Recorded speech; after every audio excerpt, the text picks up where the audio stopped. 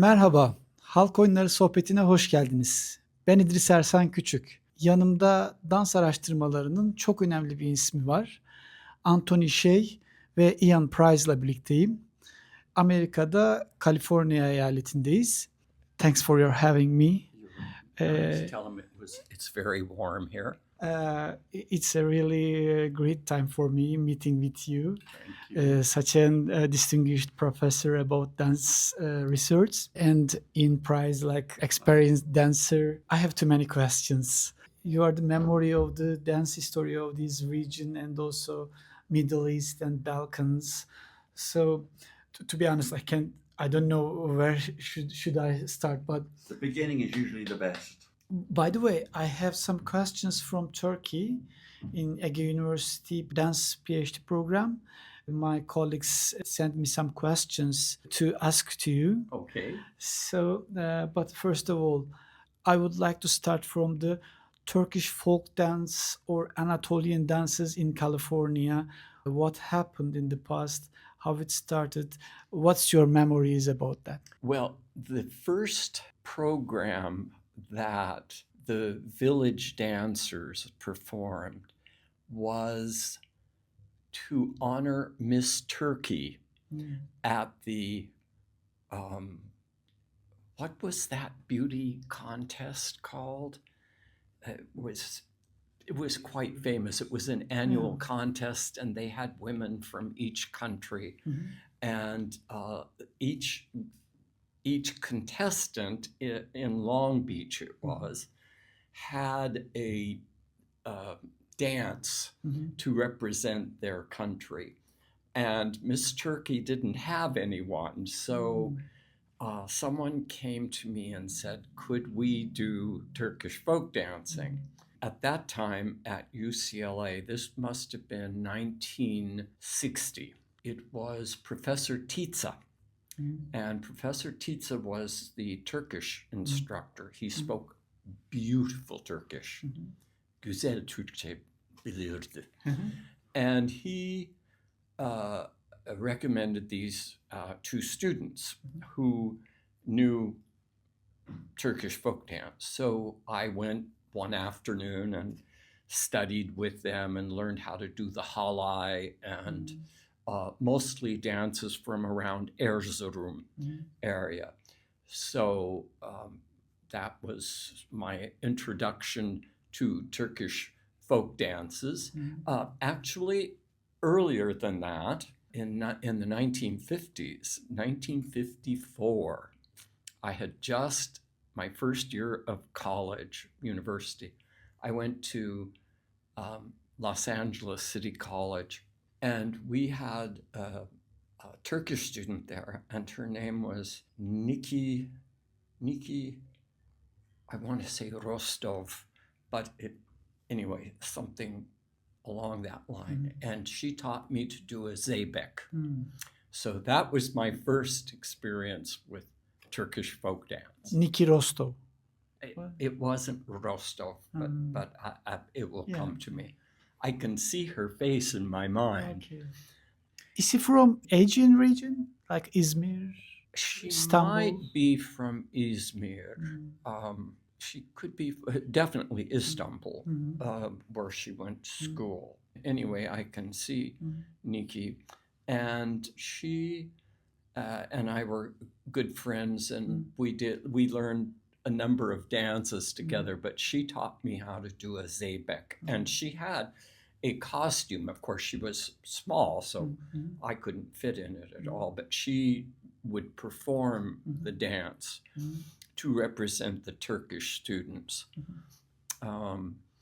Then the event that I told you about, then later Bora Özkök came to teach Turkish folk dance for the general folk dance, recreational folk dance movement here. He was a Turkish nationalist in the old Atatürk style.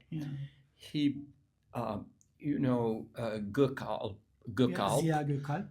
he believed in this sun theory and talked about it Yeah. when he would teach these dances. And so that I remember the most about him. One of the problems about keeping Turkish folk dance alive is that we don't have a large Turkish community in Southern California. So it's not like there's a Serbian church and a Macedonian church and 10 Greek churches, and they all dance and they continue to dance. And people like Ian and I go to those dances, or we did when we were very young.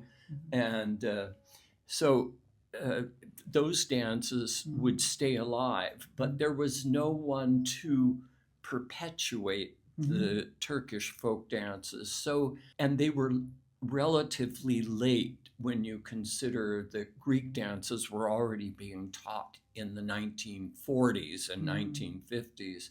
So Turkish dance wasn't really taught in a major way till what, the 70s? Yeah, probably so. Right. Yeah. It's about that time. Say the 70s. And so there was never a push. Now in Aman, we did one or two Turkish dances. We had a Turkish suite. We had a Turkish suite. Right, yes. And in fact, this may be a picture of it in the village dancers. When established this group? Late 1959. Well, it had already been established when I moved to this country, which is 1960. Yeah, So so you 1959. The village dancers, and then that kind of morphed into Aman, didn't it? Yes. We simply, I remember one night we changed the name. And so the same group that was the village dancers became the Aman Folk Ensemble. So that name change happened in 1963. And the village dancers had a cast of about 30.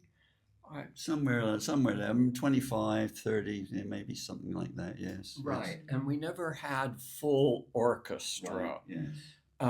So in my mind, I was always looking at Lado or Kolo from Serbia or from Croatia. And these groups always came with full live music. And I wanted to have something like that. So from the very beginning... By the repertoire of Anatolia? With similarity with that groups? Kolo, like that, you mean? In Turkey, the state dance company was not founded till 1975. Yeah. So it was later. Kolo was founded in 1948. And the way it happened was that there was an earlier group, Ivo Lolo Ribar was called, and this government held a competition and awarded them first prize. So they became the state ensemble of Serbia, and then they adopted the name Kolo maybe a few years after their founding. In the same way that the Croatian state ensemble was part of the group known as Jozo Vlahovic, and that group went to the Moscow Youth Festival in Prague and won second prize. Moiseev was always the first prize in any Soviet gathering. I read Igor Moiseev's autobiography. I had to learn Russian to do it. Right. I remember you telling me that. But he talked about how embarrassing it was, so that he even stopped going. He said, "Why do we always have to win first prize?" And they said, "Because Russia must always win." Pioneer. So that is how Lado became founded. They took second prize there, and then first prize in a competition in Beograd, a Yugoslav-wide thing. So these companies became established Around the in this way. Turkey is a very unique case. And the reason it was, and it took me a while to figure it out, I read everything Metin Anand wrote, and I realized that the Turkish government, when the Ottoman Empire ended quite rapidly, Atatürk was faced with the idea of having to create a new country. Yeah. Basically, and he had to, instead of the millet system, which the Ottomans used to designate their various peoples, and of course the majority of the population, the Arabs and the Turks, were already Muslims. So that Muslim millet was no longer viable for him. The Arabs had been taken away by the Brits and the French. And so he now needed to build this nation. During the Ottoman period, the very name Türk had the meaning of a peasant and somebody uncultivated and uncultured. So Atatürk had to make that a respectable identity. So he had to create this new identity. And what tools did he have? He had the new Turkish language, because the Ottoman language, court language, was gone. And so he's turning to Anatolian Turkish. And then that means that he has that as tool number one, changes the alphabet 2 years later. And then he has folklore, music and dance. And of course, dance is the most colorful. It's embodied, it's movement, it's young people looking strong, looking athletic. And dance became a state tool for building a new Turkish Republic nation identity. So that means Turkey, in many ways, was a unique state in its position about folk dance. I remember traveling there in the 50s, in the 60s, in the 70s, and if you went in Istanbul, just walking down the streets, any high school you would see the sound of zurna and the dol is everywhere. All these young people are dancing and doing folk dance because it has become by this time a statewide activity that the government of Turkey supported in a major fashion. You mean in the lesson breaks you observed, or they are systematically making some rehearsals for any performance? I saw that, yes, in the high schools, that was a huge activity.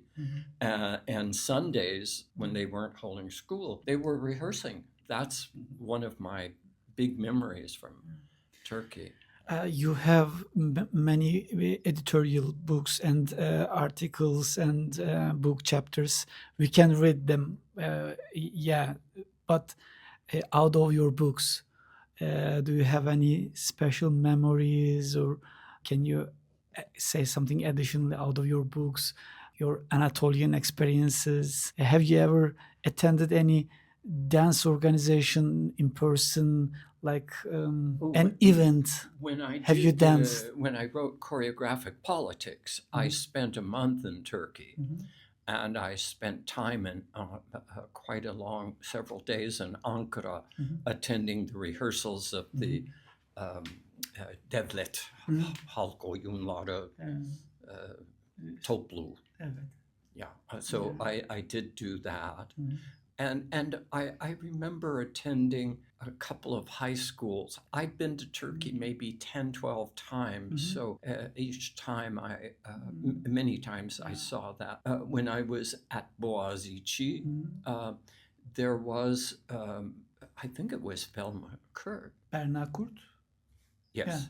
And she was teaching at not at Boğaziçi, but at, Aydın University. yes.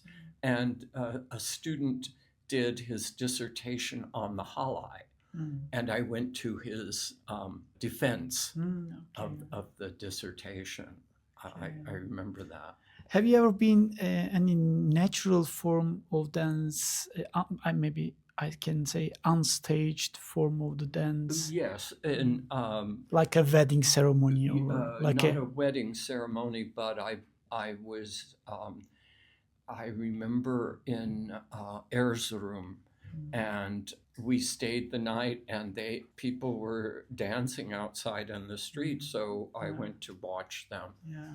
So I've seen the field, but mostly my experiences in Turkey, at least, has been staged dance by amateur groups of young people who are very enthusiastic about.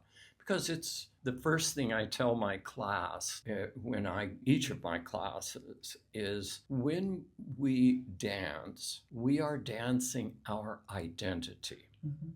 And that identity can be a male or a female. If you look at a Jane Austen novel, where does all the main action happen? On the ballroom floor, because young men and young women, unmarried, are herded onto that dance floor, and they are to distinguish themselves. They've taken years of dancing from dancing masters. They are to distinguish themselves as elite, marriageable young men and women, and they are embodying ideal English upper class female or male behavior. You find the same thing in any traditional dance form. Here you have young men and women. I don't care if they're in Colombia doing merengue or if they are in Turkey doing the halay. It is where you demonstrate your identity.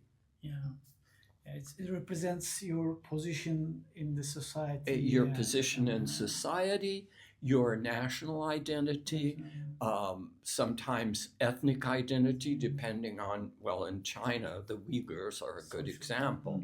So dancing is an embodied form of identity. The state doesn't know what to do with it.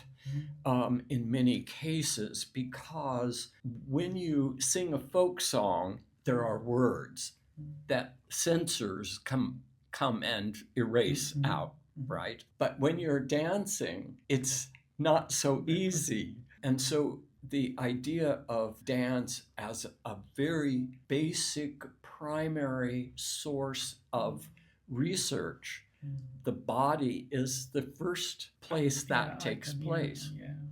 It's very obvious, I see. Well, and dance is secondarily, it has to do with patterned movement. But when a person goes onto the dance floor, they're going out to dance. They're not going out to do patterned work movements. They're not going out to do a sacred ritual. They are there to dance. And that is what makes dance a unique form of human expression.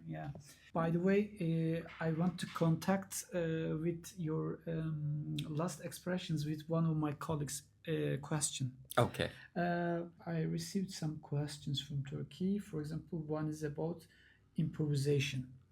I know a book chapter of your work about improvisation, dance improvisation. Which book? I couldn't say. You have too many books. I couldn't say. I mean, I asked that for a reason. Improvisation is in my first book, Choreophobia, solo improvised dance in Iran, and then there's a chapter in the Oxford Handbook of Dance and Improvisation. Must be. So, what the Oxford one? The Oxford one. You know, in the traditional way, maybe we can say unstaged. Like Chief Tatelli. Chief Tatelli, I think fixed one, choreographed one. Well, the choreographed one is with the state dance company. Yeah. But in its own form, it is In the Istanbul. I have been to a couple of evening parties Yeah. where people will get up and do ciftitelli, and it's improvised. Okay. So, in the traditional way, dance is mostly going on to improvisations. But in the fixed and choreographed version of the folk dance, it's taught by some teachers or leaders, I can say, basically. So, in this educational system, do you think is there any place to improve improvisation of dance should be done or not? It's difficult on stage Yeah. to have improvisation for a number of reasons. Yeah. For one thing, you have an audience, and if you do a number that just keeps going on and on and on and on, they're going to get up and leave. So that's one thing. In order to improvise, people mistake what improvisation is. In order to improvise, whether it's a Bach or a Baroque piece of music or a piece of jazz Or a makam. or a Makam, maqam, yeah. or any of these areas of aesthetic expression, you have to have total control of the art form, because you are in essence playing with that. That's why when a person gets up and can do a ciftitelli that is improvised, it's so interesting. Even if it's a little minimal, but it's a form of belly dancing is another form. In its origins, if you go to an Egyptian wedding, and I went to several while I was there, both upper and lower class, and you see people dancing, they're just doing what they know. They are in total control of what they're doing because they know that set of movements. It may be a limited set of movements, but the way they deploy them is different every single time. Teaching that is very difficult. It can be done. I taught a class when I was in my doctoral program. I taught a class every quarter that I was in residence there. And the class was how to improvise. But it's... I think it's ontologically it's impossible like that.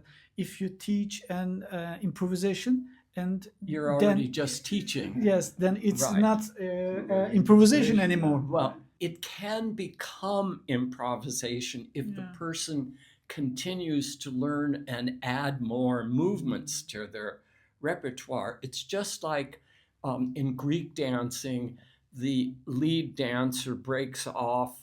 I'm sure in Rumeli it's the same. The lead dancer breaks off and does improvised movements. And that is something that they have learned from the time they were children, watching their grandparents and their parents and all the people around them. And the same thing in Halai, as I remember, the lead dancer will often break off and move with the kerchiefs, but that lead dancer is usually considered the best dancer. And yes, you can learn to do that, just like learning a language. I mean, our speaking is to some degree improvised, right? So you can do the same thing in folk dance, but it's it's hard to teach people. Maybe my colleague mean that just gathering the phrases of the dance form. It's like learning taksim. It's really like learning taksim. You just learn it in phrases. Definitely right. So let me go on from my colleagues' questions. In recently, the digital platforms are very dominates the new dance forms as a scene around society. Communities see the new dances from the social media. So these kind of viral videos, how does it affect the folk dance? Is there any changing about the pure form of that, or how it affects? What's Well, your opinion about that? I just wrote an article for a journal, a British journal called Dance Research, because in the internet we have floating around numerous AI images of Khamenei, the one they just killed, and Trump dancing together as AI, and they're doing solo improvised dance. And why did they choose dance? Why not have them sitting at a table playing chess or having a conversation? They chose dance because in Iranian society, the most shameful thing you can do is get up and dance in a public space. So having a cleric, the Ayatollah dancing is the most shameful image they could come up with. And so, and here's Trump, the president. Implicitly insulting. It's implicitly insulting. And I didn't just see one image. There are literally dozens of them. And this image of these political figures dancing is obviously going to have an effect on the viewer, whether they laugh at it or it's disparaging, or they'll get angry to see the Ayatollah depicted in this way. So yes, it's extremely disparaging. I don't see it. Folk dancing is a communal activity. And I do not see individual viewers watching the internet coming to a group of dancers and making any major changes in how the dance is performed, unless you're could. And then one more question, and I want to turn back to group Aman story, and because this question is a bit connected with group Aman, diaspora society's behaviors about dance. Is this the re-establishing the cultural identity, or just ruins the natural form of the dance? What's happening in the diasporical dance society? Everything. It depends on which diasporic group you're talking about. For example, which context, which place? Yes, exactly. For example, if you look at our very large Latino American community here, their dances are, Tex-Mex, or they will. Certain of diasporic groups want to dance like ballet folklorico in Mexico, or Armenian groups here want to dance like the state ensemble in Yerevan. This is a natural. Our Greek groups here actually use Dora Stratu in Athens to learn how to do the dances, what the costume should look like. And since they've been having over the last 35 or 40 years these big folk dance competitions, the diasporic groups are learning dances not theirs. They're learning dances. There's the set that they do in the taverna, the Hasapiko, the Samiko, those dances. Those everybody learns as children. But these folk dances from regions that these kids don't come from is something that they decide to do as a recover project, their cultural identity, to express a form of their cultural identity. The model they use is the Dora Stratu company in Athens. So diasporic varies.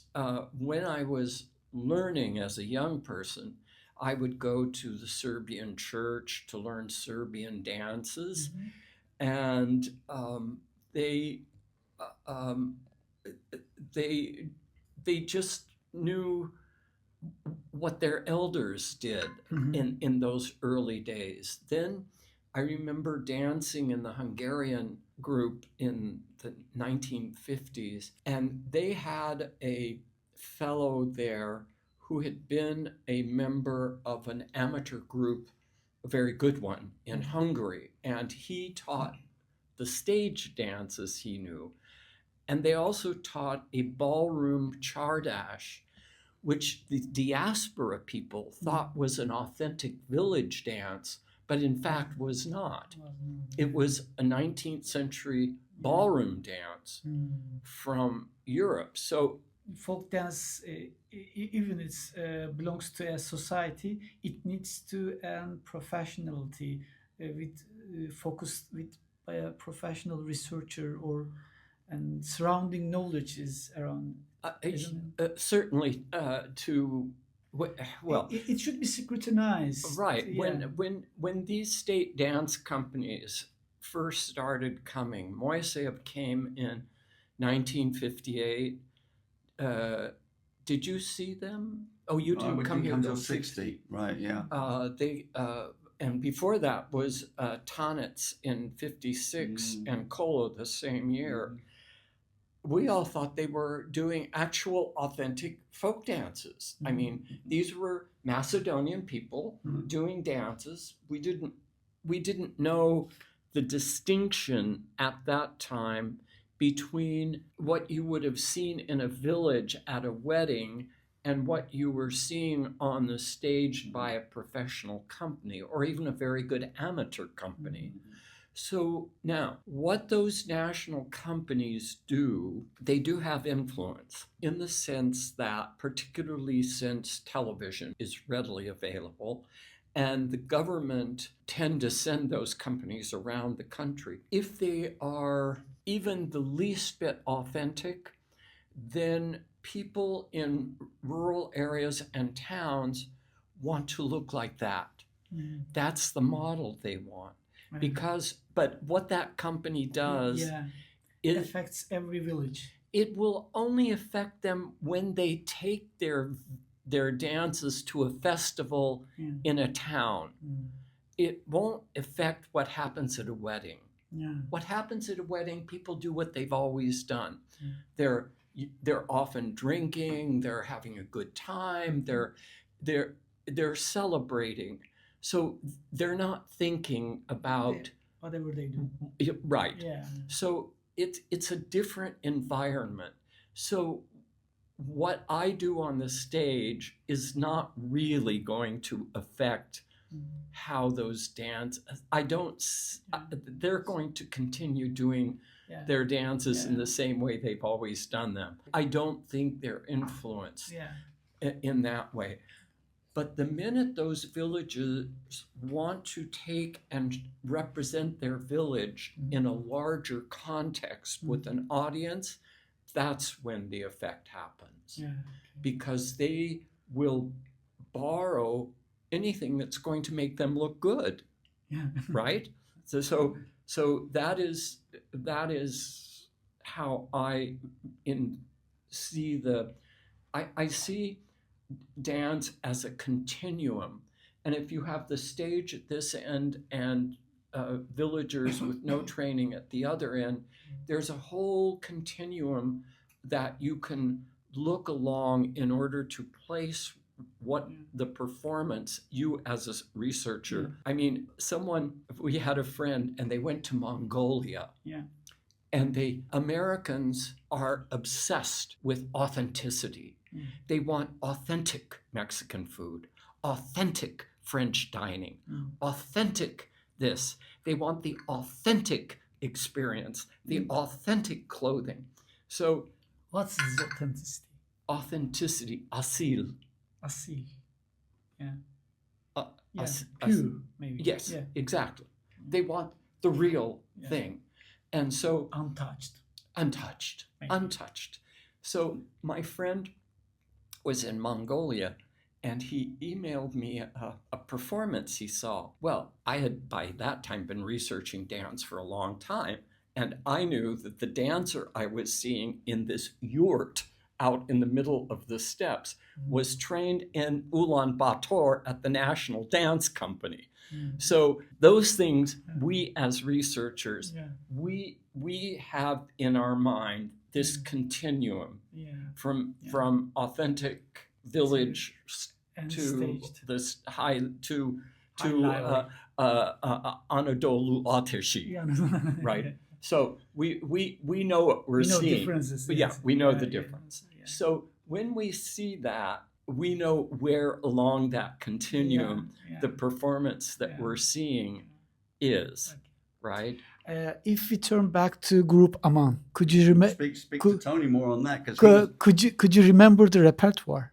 What was remember the repertoire? Oh my God! You mean individual dances? I mean, Tony used to come up with these fantastic things like Tony as the director. He used to like to. He believed in big stage things like we have Serbian Suite. You know, where you have like 25, 30 dancers on the stage, like well, Tony had a penchant for the the big ensembles like Tanets, Lado, and things like that, and so like to fill the stage with musicians and singers and dancers all at the same time. In that time, all music performers and dance performers were together on stage? Yes, Or yes, always. no recorded music, Oh, just no, only no, live no. music. No, always live music.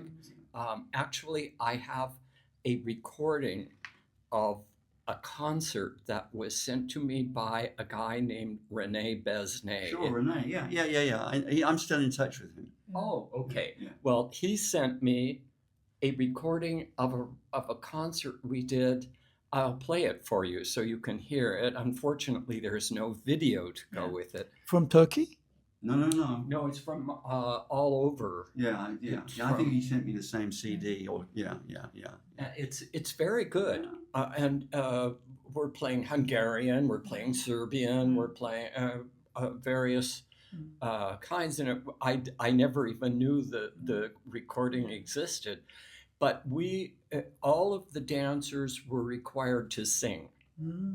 It was part of the audition, and we were as renowned for our singing as we were for our dancing. By the way, you are selecting your dances by audition, isn't Yes. it? Oh, Yes. Except for the early members. Except for the early you mean members. village dancers group? Yes, the village dancers we did an we just went audition over. Then Yeah. in the Aman, you started to make an because audition. well, we had the group grew to almost 100 people, Oh my gosh. and that's a lot of people to maintain. So in the part of the group I directed, we had 24 men and 24 women and 2 extras of each. Substitution. So, and we divided that group into tall people and shorter people so that the tall people would do one dance, the short people were changing their costume and they would come up and do a different dance. Then we had men's dances and women's dances. So I, as the director, I had a chart at home and I had to know where every musician was. I had to know where every dancer was, at who was changing costumes, how long it took to change the costume. So This is the background, that backstage was techniques. all the backstage Yes, stuff yes, was, yeah. and Traffic. I wanted us to be as good as those companies coming from abroad. That was my. For example, if you are performing Serbian, you are trying to be like Kolo. If you are doing the Turkish suite, then you are try to Ankara group. The Ankara group, absolutely. That was our main our purpose, driving thing, because motivation. because I admired the work that they did. It was, I mean, it's hard work doing what we were doing on the stage. Were you the only teacher Is there any, No. for example, woman? Uh, Is there any woman instructor? I had 4 assistants, 2 men and 2 women, one for each of the tall and the short. So they were presumed to be the best of the dancers in their unit, and they would that enabled us to rehearse 4 groups at the same time. And related to that, though, we used to not only have those people that Tony was mentioning, we also from time to time would bring in like Yves Moreau, for example, to teach us a particular suite of dances from what their speciality, Bulgarian or whatever, you know, like, so we had Supportive workshops, maybe. right, kind of workshops for the dancers. We would have workshops. We had, I remember Ilya Rizov from the Kutev company came to teach us Bulgarian dances. And he asked me when he saw our costumes, because I gave as much attention to the costumes as I did to the music and the dance. And he asked me where we had found so many authentic costumes. That's how much we had made them ourselves. But the research that we did and the care with which we found the fabric that would be as close to the authentic as possible. A lot of time went into that. And that started from pretty early on. Maybe if you try to be the same costume, like authentic costume, maybe I can say, can be heavy for the dancers, isn't it? Tough. But you know, I have to say that yes, you're right about making the costumes, but Aman wasn't too shy about doing a little smuggling. If you remember, we had a dancer in our group, a Bulgarian Armenian lady by the name of Sosi Setyan. She was in Bulgaria and she found these costumes, and she was born in Bulgaria. Yeah, she was born in Bulgaria, but she was driving, and so she got these costumes. Forgot what region they were from Thrace. Thracian costumes, and put them in her van and smuggled them across the border. You couldn't take them out of Bulgaria. Yeah, right, yeah. So we had Soviet era. It was just the Bulgarian era. I mean, you know, like we saved the money up and gave it to her, and she got the costumes and put them under the floorboard of the car to get them out of the country. And now that I look back on it, I understand from an ethnographic viewpoint that that's not ethical, but we took care of those costumes like they were our own precious garments. So it's not that they were. It's not stealing. And well, no, we paid for them. One day, why it's forbidden to extract from the country? Because of Iron Curtain time? Yeah, it was the Iron Curtain time, yes. It was definitely. It wasn't only costumes. I mean, I had problems with books, getting books out of Bulgaria as well. Well, I had a different situation. Very early on, someone told me, I think it was Leo Nedev. Do you remember Leo? Yes, of course. So Leo Nedev was this Bulgarian immigrant here. A child of immigrants. He himself was born here. And anyways, I was told if I wrote to the Bulgarian Committee for Friendship and Cultural Relations with Foreign Countries, that they would send me books. And so I wrote them a letter, and 6 months later, or 9 months later, these big packages arrived filled with books about Bulgarian music, Bulgarian dance, Bulgarian costume. Sure. Everything I wanted to know about Bulgaria was in this. And I thought, those socialist states are all patterned alike. So I wrote to Uzbekistan, Azerbaijan, Armenia, Georgia, and Tajikistan. Same thing. Have you received from all that countries? From all those countries, for my research, records, phonograph records, music books, and in the Bulgaria ultimately sent us a set of costumes. So that was a wonderful source. Bulgaria sent me a film of the Kutev company dancing. So the Uzbek government also sent me a film of their national dance group. So we had these interesting sources, but there was a backstory to it. The FBI visited me on a very regular basis. Oh yeah. What are you doing in contact with those countries? Sure. Oh my gosh. You are doing this because you can't go to there, so No, you could go to them. You can. Yes, Yeah. I mean going to Tajikistan was Yeah. You have to realize none of us got paid. Yeah. None of us. I didn't receive money to do what I was doing. Yeah. I was a librarian. Yeah. Do you know how much money librarians make? Yeah. Flying to Tajikistan was a big deal. So sending a letter and getting books was much easier. Yeah. So the first source that I had, my first encounter with doing this kind of research and really, as I look back, I'm looking back on 60 years of research.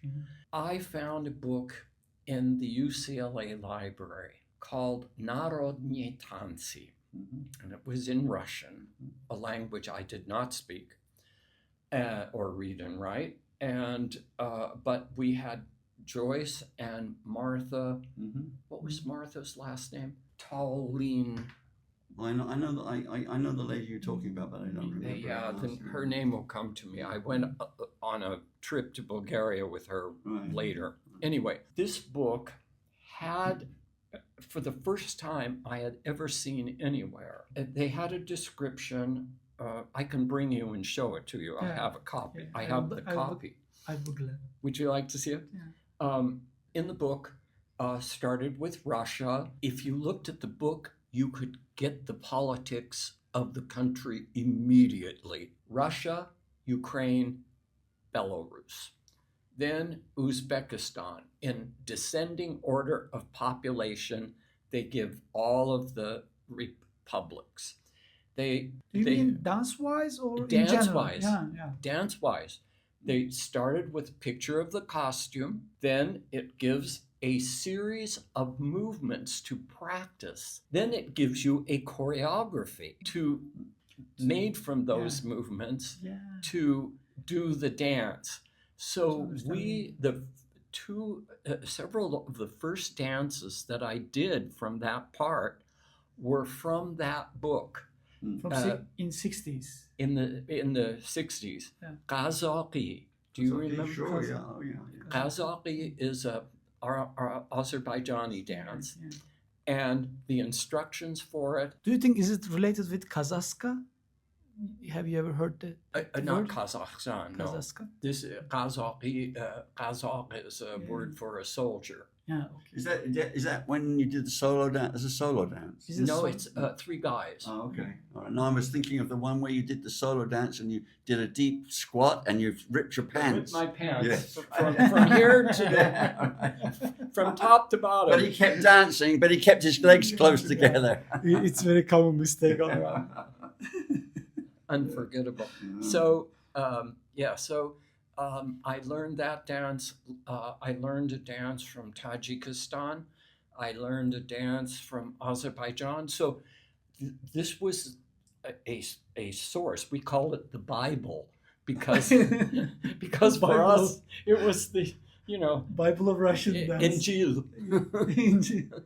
So it was the Bible of dances. Of course, now that I look back on it, this book was created for all of the amateur dance groups in the Soviet Union to have the state look, the look that the state wanted to have when people went on stage. But of course, it took years before I understood that.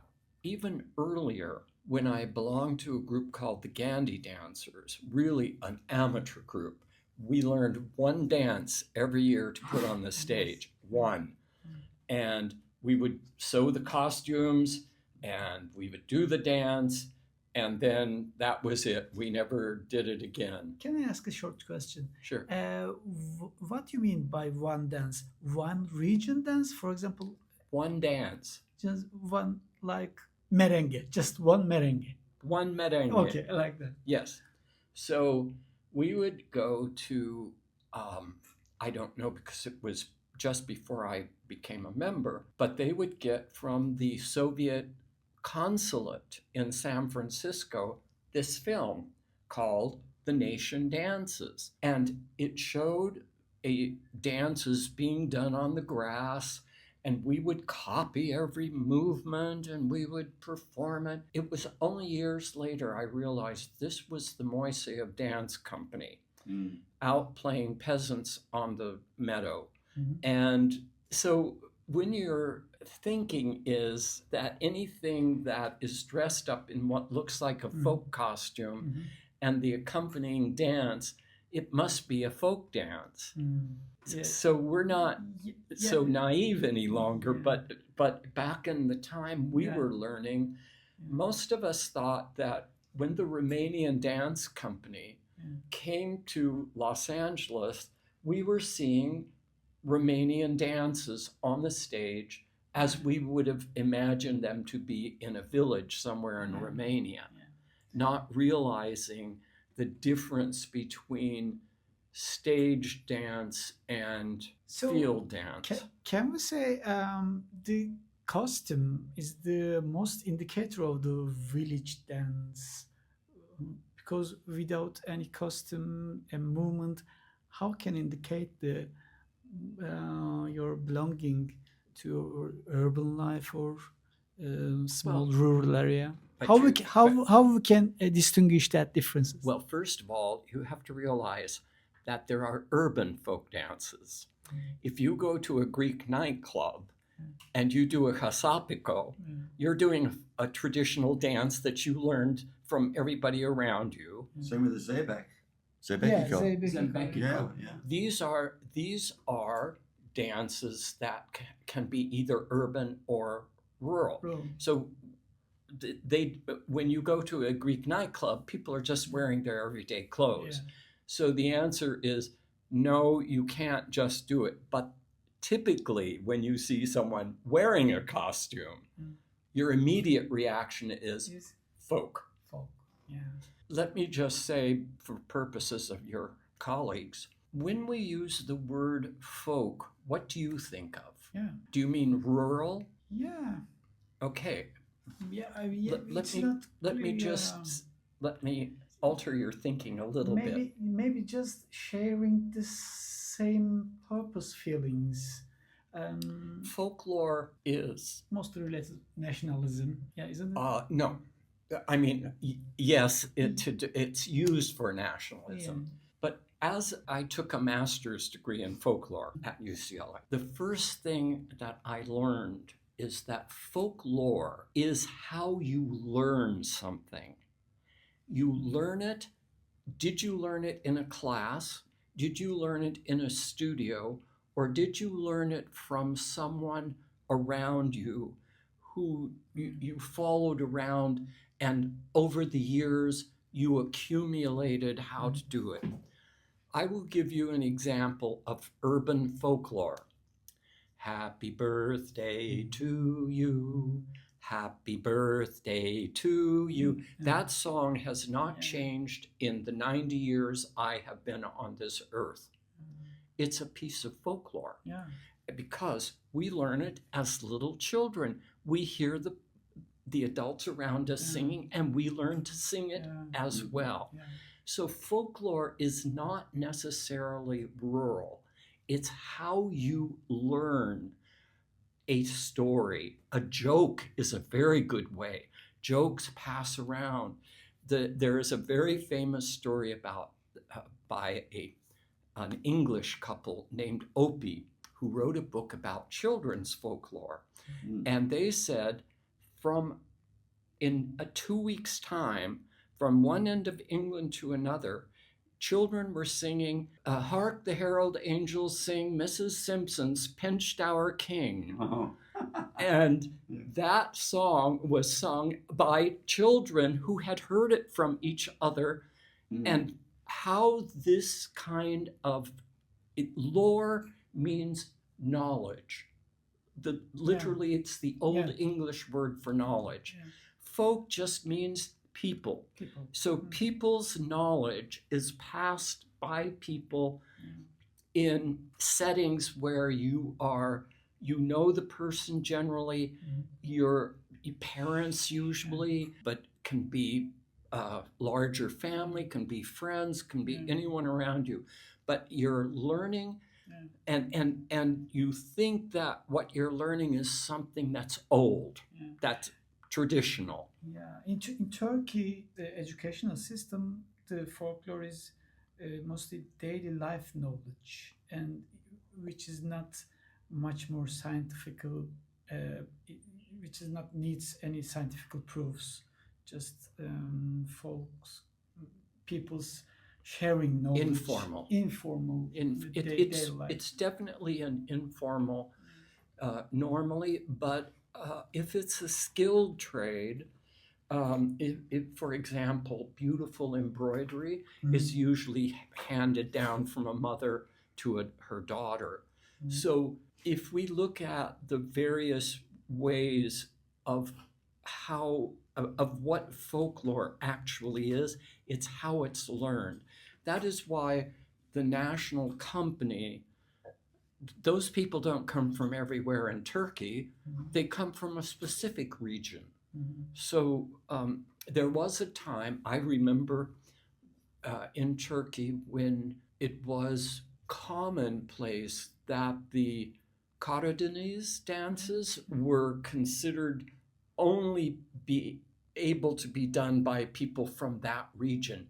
Nobody else could do them because they were so hard to do and complex. They're complex, and the shaking and all of this had to be only the people who were from that region. Well, of course, that's not true. If you want to learn something badly enough, you will do it. But that was at early time when I first started seeing Turkish folk dance. I was told that only people from that area could do those dances. And I think that's very important, because this climb from 60s, from 70s? I would say 60s. Yeah, 60s. Philip Kutev used to do something similar, but he used to go to the villages and find the best dancers to bring into the ensemble to teach everybody else. But I mean, it wasn't the same kind of thing as that you were Especially talking about. horo? No, just the Bulgarian dancers. Remember, he used to do that. Kutev actually had nothing to do with the dances. He only occupied himself with the music. They used to search around the villages. Lotto did the same thing. Yeah. Lotto would bring in a villager to do dances. And in the 1970s, I went every year to Croatia for folk dance workshops. And they would focus on only one region of Yugoslavia at the time. And they would bring in musicians and dancers who were considered to be the best performers of that region. Do you have any observation about something common around the Black Sea region? I mean, from seaside of Georgia, Turkey, Bulgaria, or Ukraine. I mean, literally Black Sea, the sea. Do I see anything common in the dances from there? Geographically. or melody or Not that I can Yeah. think of. Not that would be the whole area. Yeah. I mean, we're talking Abkhazia. We're yeah, talking. yeah, Sochi. So yeah. Sevgili takipçiler, buraya kadar dinlemiş olduğunuz kısım çok uzun olan bu röportajın sadece birinci bölümüydü. İlerleyen haftalarda diğer bölümlerde sizlerle olacak. Anthony Shay'in birçok kitabı var ancak Türkiye Devlet Halk Dansları'nı da anlattığı kitabı Wesleyan Üniversite yayınlarından çıkan Choreographic Politics adlı kitabını edinmenizi tavsiye ederim. Halk oyunlarıyla ilgili daha çok sözümüz var ancak şimdilik hoşça kalın.